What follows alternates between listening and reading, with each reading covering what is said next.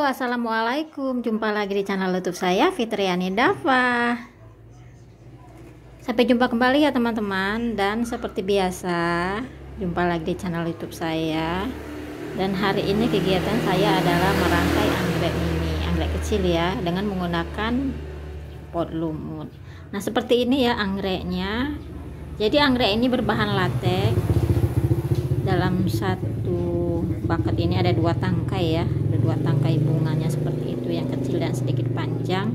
Nah saya punya dua warna, ada yang hijau muda, ada yang ungu ya, gradasi putih, dan ada putih, ada warna ungu-ungunya seperti itu. Nah seperti apa prosesnya, simak terus ya teman-teman, nontonnya jangan di skip-skip.